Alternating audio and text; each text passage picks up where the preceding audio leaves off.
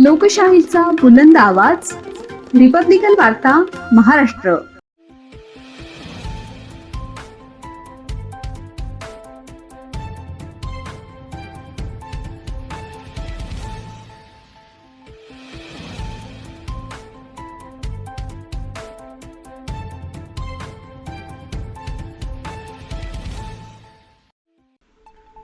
शांतीनगर बिऱ्हाड आंदोलनाला मोठे यश. उद्योगमंत्री उदय सामंत यांनी 3 प्रमुख मागण्या मान्य केल्या.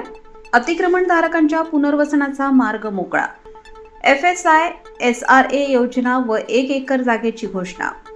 पावसाळ्याच्या तोंडावर बेघर झालेल्या शांतीनगर परिसरातील शेकडो झोपडपट्टीधारकांच्या बिऱ्हाड आंदोलनाला अखेर मोठे यश मिळाले आहे.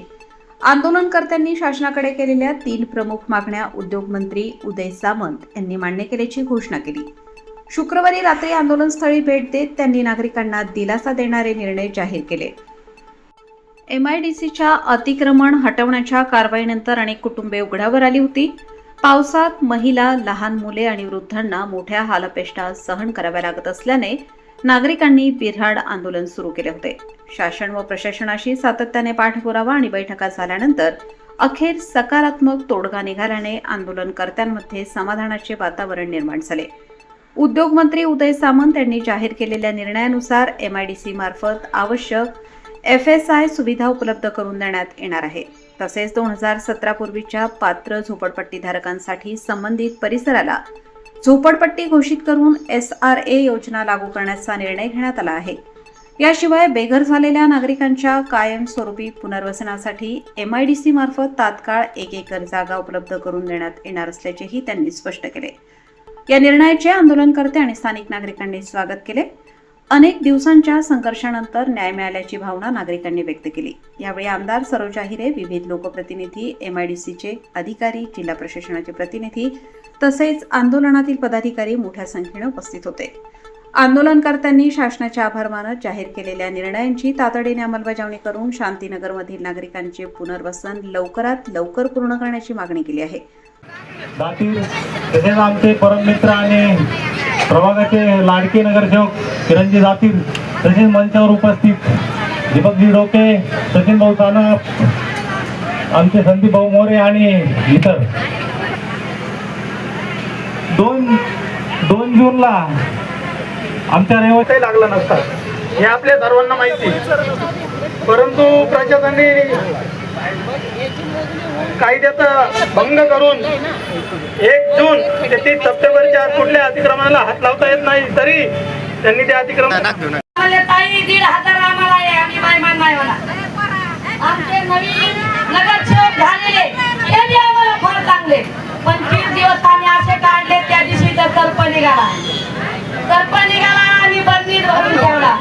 आम्हाला एक टायमाला भुडकी मिरची करून खातो, पण आम्ही जागा नाही सोडली.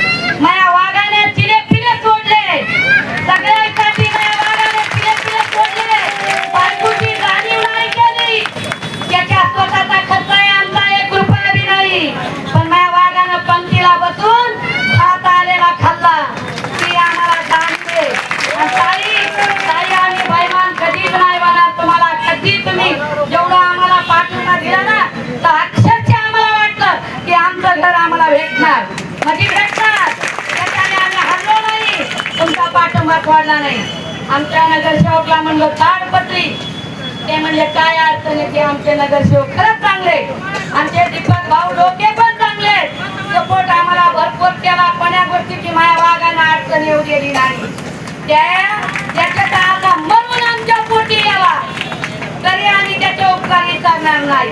आणि कोण म्हणतं माझं हे केलं आणि ते केलं नाही, आम्ही फक्त यांचे उपकार जाणणार. यांचे उपकार जाणणार आम्ही जगाचे नाही. बाबासाहेब आंबेडकरांचं, लोकशाहीरांना भाऊ साठ्यांचं, छत्रपती शिवाजी महाराजांचं, सगळ्यांना जय भीम.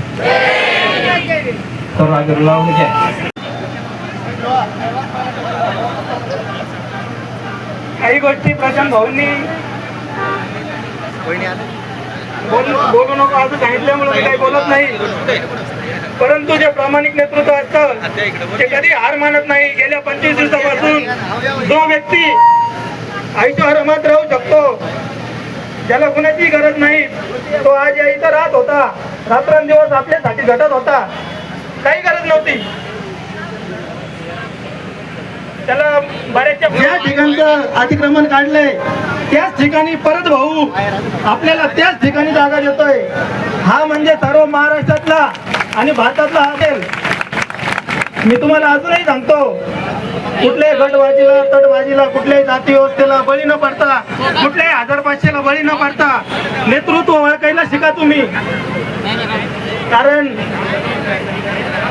या परिसरातील सर्व रहिवासी यांच्या लढण्याला 25 दिवसांनी का होईना शासनाला जाग आली. शासनाचा भाग बनून याचा मला प्रचंड खेद वाटतो आहे.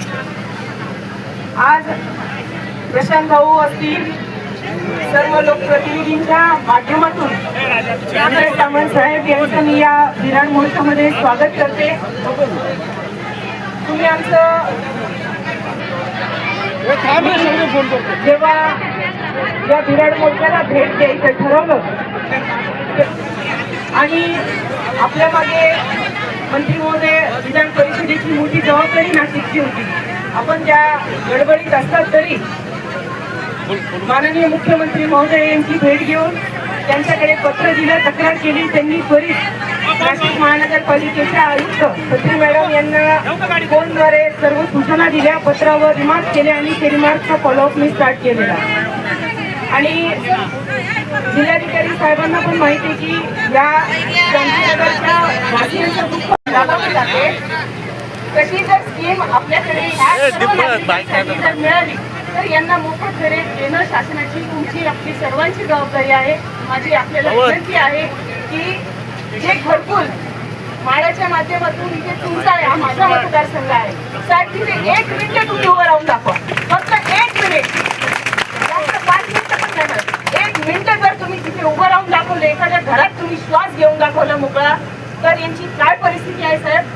जेसीबी लावून तिथलं ड्रेनेज साफ करावं लागतं. एवढा कचरा कोणत्या गाडी येत नाही. हे जनावर नाही, हे माणसं आहेत. आपण मतांचं राजकारण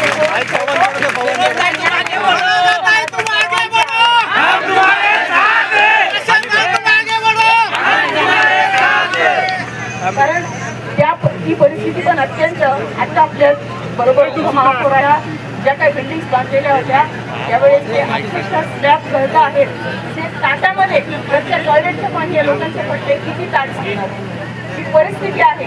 आता मी स्वतः सगळ्या घरोघरी जाऊन बघितलेला विचारा त्यांना मी केले होते. निकृष्ट दर्जाचं कुठल्याही काही गोष्ट होऊ नये, यांना पण चांगला जगण्याचा अधिकार आहे. माझी आपल्याला खूप हात जोडून नम्रतेची कळकळीची विनंती आहे की या सर्व लोकांना आपण सर्वांनी शासनाने पदार्थ द्यावं आणि यांना कायमस्वरूपी जागेसह घराची तरतूद करावी, एवढी माझी नम्रतेची आपल्याला विनंती आहे. धन्यवाद.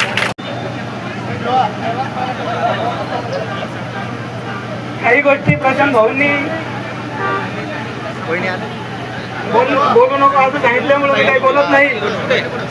परंतु जे प्रामाणिक नेतृत्व असतं ते कधी हार मानत नाही. गेल्या 25 दिवसापासून जो व्यक्ती आईच्या आरामात राहू शकतो, ज्याला कुणाची गरज नाही, तो आज या इथं राहत होता, रात्रंदिवस आपल्यासाठी झटत होता. काही गरज नव्हती त्याला. बऱ्याचशा ज्या ठिकाणचं अतिक्रमण काढलंय त्याच ठिकाणी परत भाऊ आपल्याला त्याच ठिकाणी जागा देतोय. हा म्हणजे सर्व महाराष्ट्रातला आणि भारतातला असेल.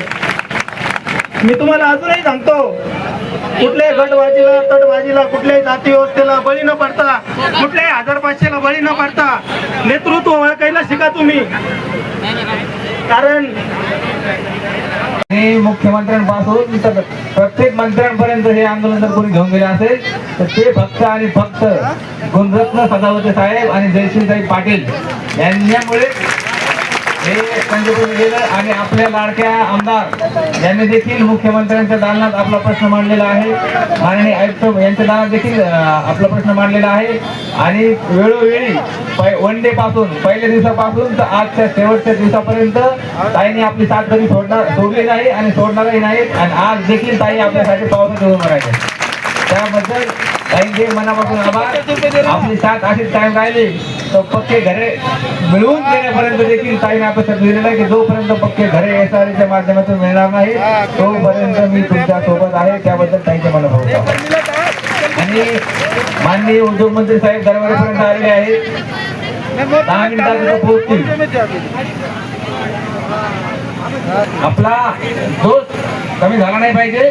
आणि दुसरी गोष्ट अशी की आता कोणतरी बोललं की आज आंदोलन संपलं म्हणून, तर मी पुन्हा एकदा सांगतोय आंदोलन फक्त आज मागण्या मान्य झाल्या आहे. जोपर्यंत आपण आहे त्या ठिकाणी घरे बांधली जात नाही, कच्ची का असं ना घरे बांधून जात नाही तोपर्यंत इथून बिराड हलवायचं. घर मिळेल आपला बिराड उचलायचं त्या घरात जायचं. ओके. डॉक्टर बाबासाहेब आंबेडकरांचा, छत्रपती शिवाजी महाराजांचा, लोकशाहीर अण्णाभाऊ साठेंचा, महात्मा ज्योतिबा फुलेंचा. ताई आगे बढो. आवाज आला पाहिजे. 5 मिनिटं ताई देतील. आमची 100 वर्षाची आजी बसलेली आहे. त्यांनी त्यांची वयोवेळ सांगितले की मी मेल्यानंतर मला यांच्या दारात टाकून द्या असं त्यांचे सांगत देवी. तर मी त्यांना विनंती करतो की त्यांना स्टेजवरती घेऊन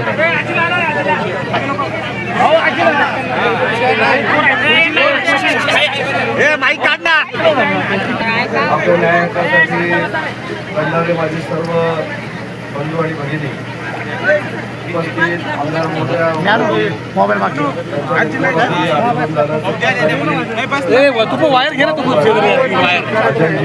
आता जरा शांत करा. पहिलं आपल्या सगळ्यांचं मनापासून कौतुक करतो की आपण न्याय हक्कासाठी उन्हामध्ये बसला, पावसामध्ये बसला.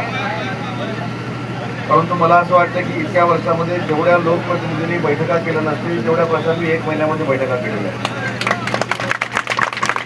1 महिन्यामध्ये ज्यावेळी पहिल्यांदा आंदोलनाचं मला कळलं त्यावेळी आपले विद्यमान आमदार सुहास कांदेंनी ज्यावेळी हा प्रश्न माझ्या निदर्शनास आणून दिला त्यावेळी माझी पहिली बैठक झाली.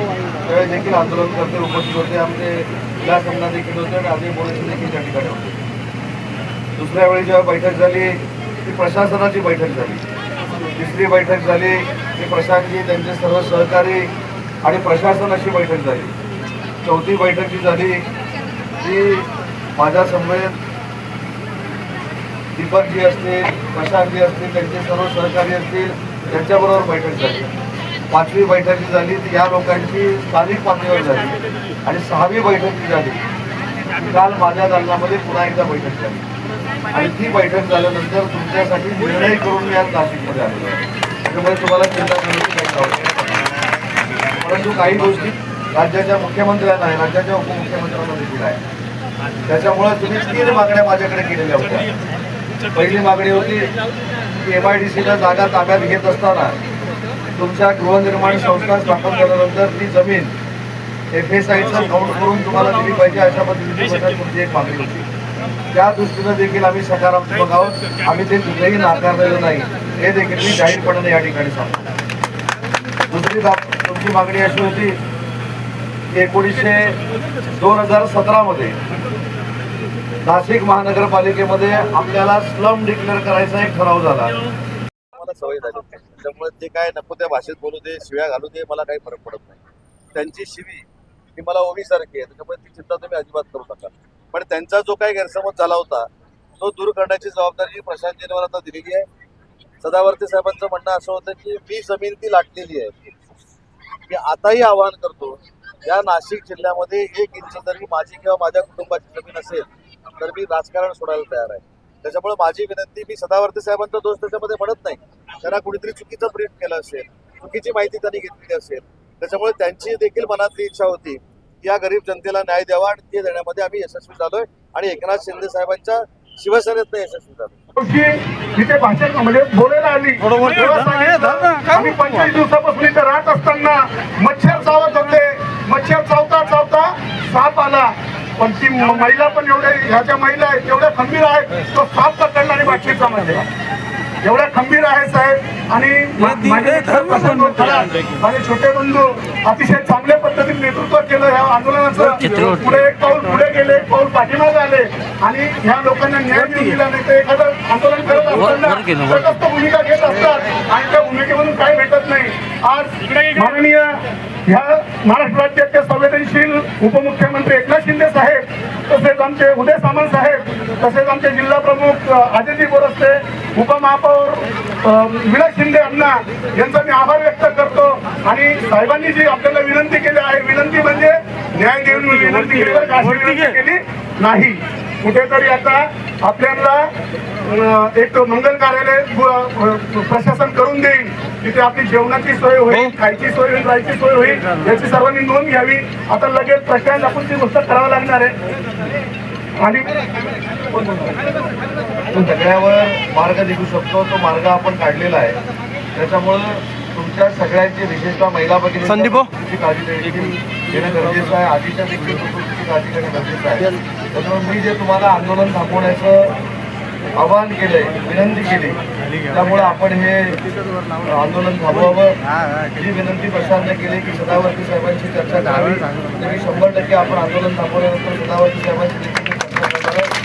ही चर्चा करताना प्रशासनाची जबाबदारी आहे की माझी एक जमीन नाही, हे सांगावंच लागेल. मी सदावर्ती साहेबांची नक्की चर्चा करतो, ते देखील आमचे मार्गदर्शक आहेत, त्याच्याबद्दल मला तो काही इगो नाही. पण माझी आपल्या सगळ्यांना विनंती आहे की आता निर्णय घेतल्यानंतर तातडीनं आपण शिफ्ट होऊया. डॉक्टरची जर व्यवस्था करायची असेल, काही लोकांचं चेकअप जर करायचं असेल, ते देखील जिल्हाधिकारी साहेबांना मी सूचना करतो की आपल्या सिव्हिल हॉस्पिटलचे सगळे डॉक्टर्स येऊन आपल्या सगळ्या लोकांचं चेकअप करतील. कोणाला काही जर औषधोपचार करायचा असेल ते देखील करतील. एवढीच माझी विनंती आहे की आता आंदोलन हे मागे जावं. ते फक्त सांगा कुठं जायचं, कुठं राहायचं. या ठिकाणी सांगितलं ना, बेघर होणार नाही त्याचा अर्थ त्यांच्या डोक्यावर छत राहील.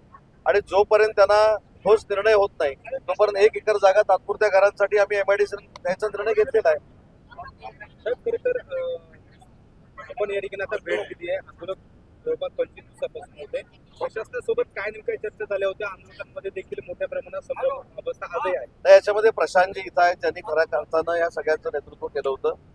त्यांच्याबरोबर सहकार्य करायला आमचे सदावर्ती साहेब देखील आलेले होते. मला असं वाटतं की गरीब जनतेचा प्रश्न सोडवण्यासाठी महायुतीचं सरकार हे कटिबद्ध आहे. या बाबतीमध्ये मी छगन भुजबळ साहेबांची देखील चर्चा केलेली होती. म्हणजे मी आवर्जून सांगतो, त्यांचं नाव घ्यायचं राहिलं, छगन भुजबळ साहेबांची देखील मी चर्चा केली होती, समीर भुजबळांची देखील मी चर्चा केली होती.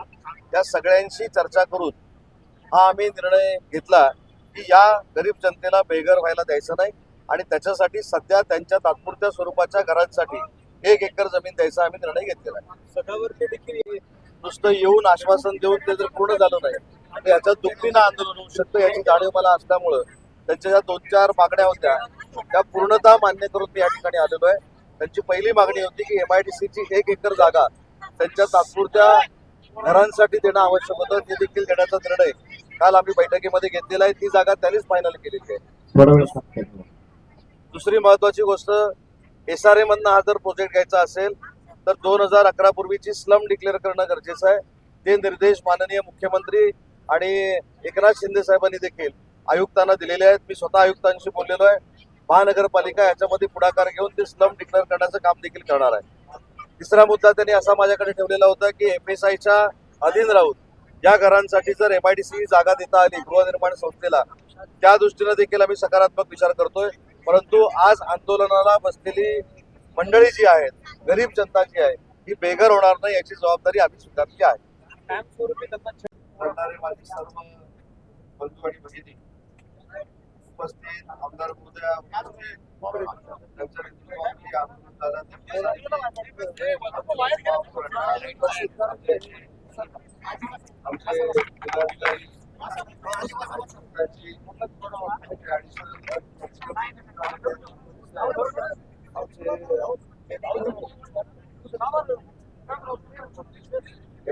सगळे अधिकारी आता जरा शांत. पहिलं आपल्या सगळ्यांचं मनापासून कौतुक करतो की आपण न्याय हक्कासाठी उन्हामध्ये बसता, पावसामध्ये बसता. परंतु मला असं वाटतं की इतक्या वर्षामध्ये जेवढ्या लोकप्रतिनिधींनी बैठका केल्या असतील तेवढ्या वर्षात मी 1 महिन्यामध्ये बैठका केल्या. ज्यावेळी पहिल्यांदा आंदोलनाचं मला कळलं त्यावेळी आपले विद्यमान आमदार सुहास कांतेंनी ज्यावेळी हा प्रश्न माझ्या निदर्शनास आणून दिला त्यावेळी माझी पहिली बैठक झाली. त्यावेळी देखील आंदोलन करते उपस्थित होते, आमचे विलास अण्णा देखील होते आणि अजय बोरस देखील त्या ठिकाणी. दुसऱ्या वेळी जेव्हा बैठक झाली ती प्रशासनाची बैठक झाली. तिसरी बैठक झाली की प्रशांतजी, त्यांचे सर्व सहकारी आणि प्रशासनाची बैठक झाली. चौथी बैठक जी झाली ती माझ्या समवेत दीपकजी असतील, प्रशांतजी असतील, त्यांचे सर्व सहकारी असतील, त्यांच्याबरोबर बैठक झाली. पाचवी बैठक जी झाली ती या लोकांची स्थानिक पातळीवर झाली. आणि सहावी बैठक जी झाली काल माझ्या दालनामध्ये पुन्हा एकदा बैठक झाली. आणि ती बैठक झाल्यानंतर तुमच्यासाठी निर्णय करून मी आज नाशिकमध्ये आलो. त्यामुळे तुम्हाला तुमच्यासाठी काही सांगतो. परंतु काही गोष्टी समजून घेतल्या पाहिजेत. आपलं आंदोलन थांबवत असताना तुमच्या देखील सगळ्यांच्या तब्येतीची काळजी माझ्यासारख्या कार्यकर्त्याला आहे, राज्याच्या मुख्यमंत्र्यांना आहे, राज्याच्या उपमुख्यमंत्र्यांना देखील आहे. त्याच्यामुळे तुम्ही 3 मागण्या माझ्याकडे केलेल्या होत्या. पहिली मागणी होती की MIDC ला जागा ताब्यात घेत असताना तुमच्या गृहनिर्माण संस्था स्थापन झाल्यानंतर ती जमीन FSI चा अकाउंट करून तुम्हाला दिली पाहिजे अशा पद्धतीची तुमची एक मागणी होती. त्या दृष्टीने देखील आम्ही सकारात्मक आहोत. आम्ही ते कुठेही नाकारलेलं नाही हे देखील मी जाहीरपणाने या ठिकाणी सांगतो. दुसरी तुमची मागणी अशी होती की 2017 मध्ये नाशिक महानगरपालिकेमध्ये आपल्याला स्लम डिक्लेअर करायचा एक ठराव झाला, पण त्याची अंमलबजावणी झाली नाही. त्या अंमलबजावणीच्या संदर्भातले निर्णय हा माननीय अरे बोलू नका पत्र बंद करा बाकी सगळे माणसं पत्र बंद करा.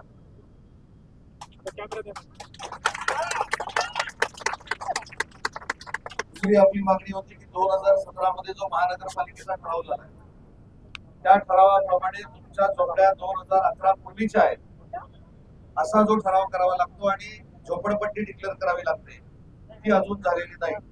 पण विशेषतः मुख्यमंत्री महोदयांशी बोलल्यानंतर आणि माननीय एकनाथ शिंदे साहेबांची चर्चा केल्यानंतर माननीय एकनाथ शिंदे साहेबांनी ते निर्देश नाशिक महानगरपालिकेला दिलेले आहेत. काही दिवसातच तुमचा जो ठराव महानगरपालिकेमध्ये झालेला आहे तो आता स्लम मध्ये कन्वर्ट करण्याची जबाबदारी विलास अण्णा तुमची, अजय बोरस्ते आणि आपल्या सगळ्या प्रशासनाची. आता इथे येत असताना मी महानगरपालिकेच्या आयुक्तांशी देखील बोललेलो आहे. आयुक्तांनी देखील मला सांगितलंय की हा ठराव आम्ही पारित करून ही 2011च्या पूर्वीची झोपडपट्टी आहे अशा पद्धतीनं जाहीर करू. ती जाहीर झाल्यानंतर तुम्हाला SRA प्रकल्प कशा पद्धतीनं उभा करून देता येईल यासाठी पुढच्या 15 दिवसामध्ये देखील बैठकीचं आयोजन केलं जाईल हे देखील कालच्या बैठकीमध्ये आमचं ठरलेलं आहे. आणि दुसरी महत्वाची गोष्ट, या सगळ्या गोष्टी जोपर्यंत होत नाही तोपर्यंत आजच माझ्या MIDC ने असा निर्णय घेतलेला आहे की ज्या ठिकाणी तुमची घरं होती त्या ठिकाणी सगळ्यांनी मिळून जी 1 एकर जागा ठरवलेली आहे ती पुन्हा एकदा तात्पुरत्या स्वरूपानं तुम्हाला द्यायचा निर्णय आज MIDC ने घेतलेला आहे. आणि तो निर्णय घेऊन आज नाशिकमध्ये आलेला आहे. ती घरं कशी बांधून द्यायची, त्याचा खर्च कुणी करायचा त्याची देखील तुम्ही चिंता करू नका. त्याच्यावर देखील मार्ग राज्याचा उद्योग मंत्री म्हणून मी काढलेला आहे. परंतु माझी आपल्याला विनंती आहे, मी माझ्या प्रशासनाला सांगितलंय की तातडीनं आजच्या आज तुमचं आंदोलन संपल्यानंतर 2 ते 3 मंगल कार्यालयाची व्यवस्था करायची. जोपर्यंत तात्पुरते घरं तुमची होत नाहीत तोपर्यंत तुम्ही त्या मंगल कार्यालयामध्ये राहण्याचा निर्णय घ्यावा आणि त्याची सगळी व्यवस्था MIDC मार्फत केली जाईल. हा देखील निर्देश माझ्या MIDCच्या सगळ्या अधिकाऱ्यांना दिलेला आहे. त्याच्यामुळं आमदार महोदयांना देखील मला सांगायचं आहे की तुमच्या मतदारसंघामध्ये जशी गरीब जनता आहे तशी माझ्या मतदारसंघामध्ये देखील गरीब जनता आहे. मी राज्याचा उद्योग मंत्री आहे, त्याच्यामुळे राज्यातल्या उद्योग विभागाच्या MIDC मध्ये असा कुठं जर वाईट निर्णय होणार असेल तर तिथं महायुतीचं सरकार म्हणून आम्ही सगळे तातडीनं जातो आणि आज तो निर्णय घेऊन मला असं वाटतं की प्रशांतच्या नेतृत्वाखाली आम्ही सगळ्यांनी या गरीब मायबाप जनतेला आणि विशेषतः या 100 वर्षाच्या आधीला आपण न्याय देण्यामध्ये यशस्वी झालोय याच्यामध्ये आम्हाला म्हणजे असं एक वातावरण तयार केलं की 40 एकर जागा मी घेतली. काय प्रशांत जोरात असणार. आता काय माझा संबंध आहे नाशिक मध्ये 4 गुंठे 4 एकर 4 फूट जागा घ्यायची. कोणीतरी सांगितलं की मी या सगळ्या जमिनीवर माझा स्वतःचा कब्जा करण्यासाठी हा निर्णय घेतलेला आहे. मी कुठच्याही देवाला स्मरून सांगतो आणि छातीवर हात ठेवून सांगतो माझी माझ्या कुटुंबाची एक इंच जमीन देखील नाशिकमध्ये नाही आणि मला नाशिकमध्ये जमीन घेऊन माझं काही राजकीय कारकीर्द नाशिकमध्ये करायचंय अशातला देखील भाग नाही. आणि म्हणून प्रशांतजी तुम्ही देखील सदावर्ती साहेबांना समजवलं पाहिजे की तुमच्या बरोबर ज्या मी 6 मीटिंग घेतल्या त्या देखील त्यांचा आदर करूनच घेतल्या, त्यांच्यावर कुठेही टीका टिप्पणी केली नाही. परंतु खरोखरच माझी एक इंच जरी जमीन असेल तर तो सातबारा त्यांच्याकडे द्यावा ही देखील विनंती प्रशांतजीला करणार.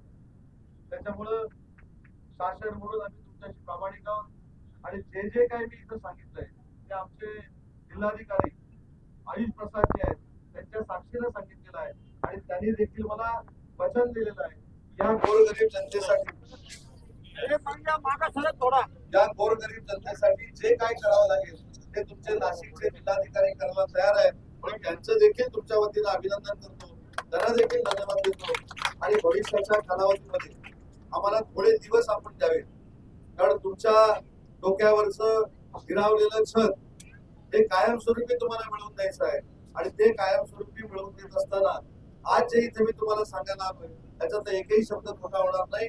माननीय मुख्यमंत्री देवेंद्रजी फडणवीस साहेब, आमचे नेते, शिवसेनेचे नेते आणि राज्याचे उपमुख्यमंत्री आदरणीय एकनाथ शिंदे साहेब आणि राष्ट्रवादी काँग्रेस पार्टीच्या उपमुख्यमंत्री सुनेत्रा वहिनी यांच्या नेतृत्वाखाली पुढच्या कालावधीमध्ये तुमच्या डोक्यावर नक्की घराचं छत आम्ही निर्माण करू हा शब्द आज राज्याचा उद्योगमंत्री म्हणून आपल्याला देतो.